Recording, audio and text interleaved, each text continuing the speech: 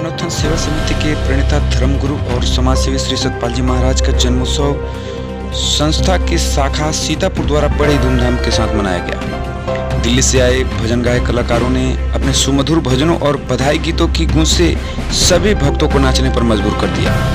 भक्तों की ढोलक की ताल ताल पर जम के ठुमके लगाए। वैसे तो महाराज जी का जन्मदिन 21 सितंबर को है, लेकिन भक्तों ने अत्यधिक आश्रम में एक सप्ताह पूर्व से ही जन्मोत्सव की तैयारियां शुरू कर दी है।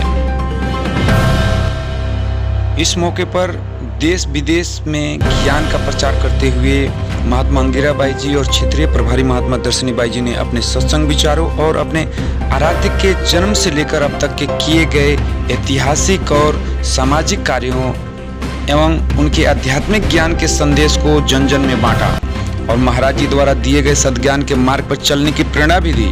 आरती, प्रसाद और भंडारे के साथ कार्यक्रम को संपन्न किया गया।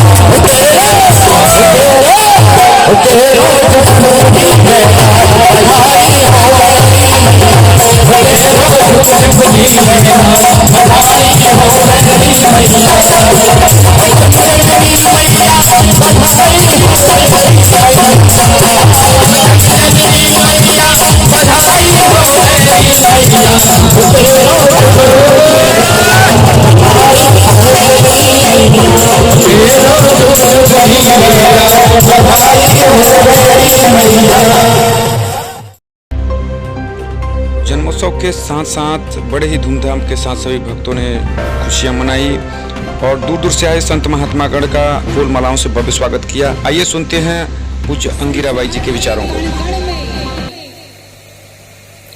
नित्य रूप से रहते हैं, लेकिन उनका जो निमित्त अवतार है, जो किसी पर्टिकुलर माध्यम को लेकर के, चाहे वो त्रेता में रावण के रूप में हो, चाहे द्वापर में कंस के रूप में हो, शिशुपाल दंत वक्र के रूप में हो, या सतयुग में हिरण्याकश्यप और हिरण्याक्ष के रूप में हो, उस माध्यम को ध्यान में रखते हुए भक्तों को सुख देने के लिए, साधु पुरुषों की रक्षा करने के लिए एक निमित्त बन करके, चाहे वो राम, चाहे कृष्ण, चाहे वराह रूप में या नरसिंह रूप में, चाहे वो मत्स्य रूप में या कच्छप रूप में इस धराधाम पर प्रकट हुए। उनका जन्म नहीं होता, वो प्रकट होते हैं, क्योंकि जहां जन्म है वहां तो मृत्यु निश्चित होती है। लेकिन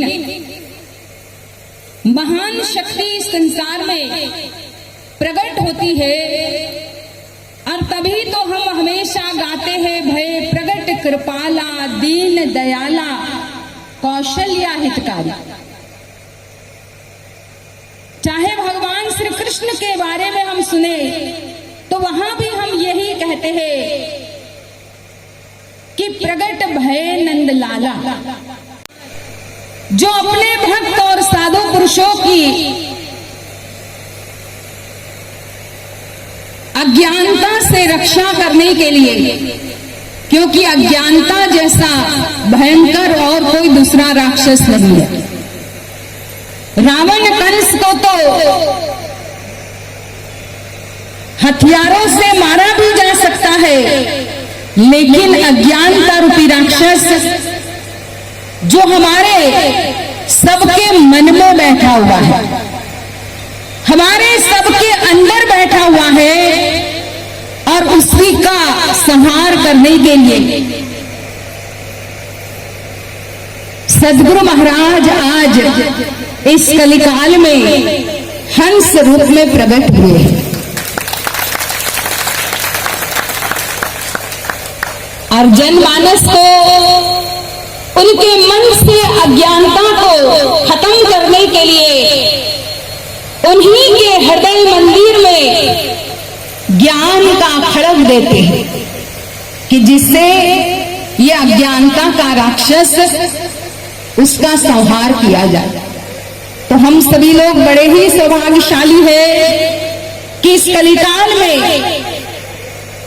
हमें गुरु महाराज जी का सानिध्य मिला है, और उनका जो कार्य है उसी कार्य में जो हम आगे सुन रहे थे कि गुरु महाराज जी का एक ही लक्ष्य है कि पूरा विश्व एक कुटुंब के रूप में परिवर्तित हो जाए। कई बार गुरु महाराज जी कहते हैं वसुधैव कुटुंबकम, पूरी वसुधा एक कुटुंब है, एक परिवार है, और ये तभी संभव हो पाएगा जब हम हमारे अंतर जगत में जो अंतर चेतना सोई हुई है उसे जागृत करेंगे तब।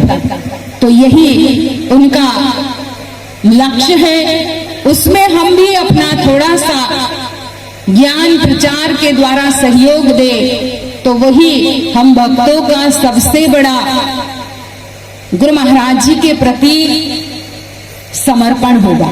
तो सजनों, नारद जी भी पहुंच गए उन भक्तों के पास कि भक्तों को देखे भगवान का दर्शन कैसे हो, क्योंकि संत ही देखे विधि बताते हैं, रास्ता बताते हैं संत भगवान से मिलने का। सजनों, तभी तो देखे जब हनुमान कहा कि देखे साधु के भेष में गए, कहा कि लंका में पहुंचे, और लंका में जब देखे भविष्य की कुटिया पर पहुंचे तो भविष्य ने कहा भरोसा हनुमंता, हरी कृपा मिले नहीं संता, कि अब मुझे पूरा विश्वास हो गया है, दृढ़ विश्वास हो गया, संत मिल गए, और जब संत मिलेंगे तो भगवान के मिलने में कोई देरी नहीं। आप मेरे को देखिए, भगवान हनुमान संत मिल गए और प्रभु राम का भी मुझे दर्शन हो जाएगा, बहुत जल्दी हो जाएगा।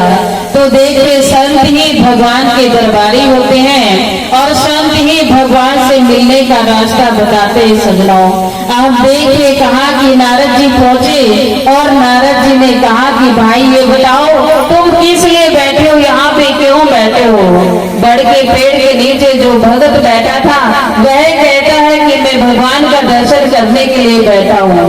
वो कहते, नारद जी कहते क्या भगवान आएंगे, क्या भगवान तुमको दर्शन देंगे?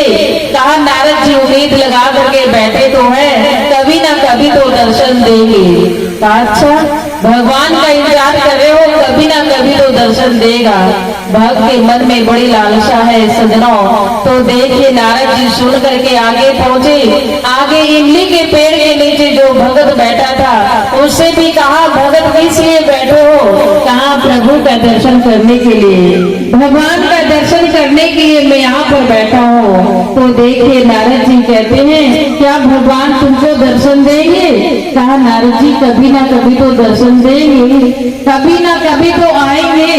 कहते ना, कब किस पर तेरी दया हो मालूम नहीं किसी को। सजनों, कब किस समय उसकी कृपा हो जाए, इसलिए साधक को हमेशा सत्संग से प्रेम हो, हमेशा गुरु दरबार से प्रेम हो, हमेशा श्री गुरु महाराज जी के चरणों का ध्यान करे निरंतर। क्योंकि कब किस समय वो अपनी करुणा, अपनी कृपा साधक के ऊपर कर दे, कोई पता नहीं सजनों, कब उसकी कृपा हो जाए। तो देखिए कहा कि नारद जी ने कहा, भगवान दर्शन देंगे? कहा, नारद जी कभी ना कभी तो देंगे। बोला, अच्छा। दोनों की बात सुन करके नारद जी भगवान विष्णु के पास पहुंचे और भगवान विष्णु से कहने लगे, कहा, प्रभु दो भगत बैठे हैं, एक बड़े के पेड़ के नीचे बैठा है और एक इमली के पेड़ के नीचे बैठा है, क्या आप उसको दर्शन दो?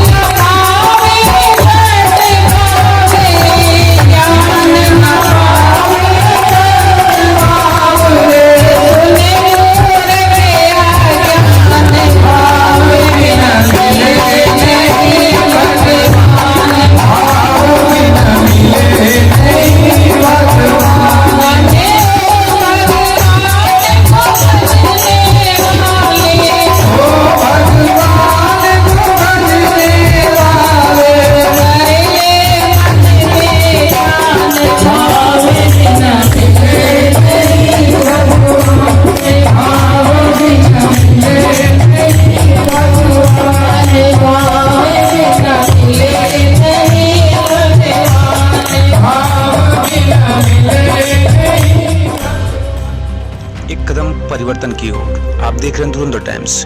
वीडियो आपको अच्छी लगे तो लाइक, कमेंट और शेयर करें। हमसे परमानेंट जुड़ने के लिए चैनल को सब्सक्राइब करें। आगामी वीडियो की तत्काल सूचना प्राप्त करने के लिए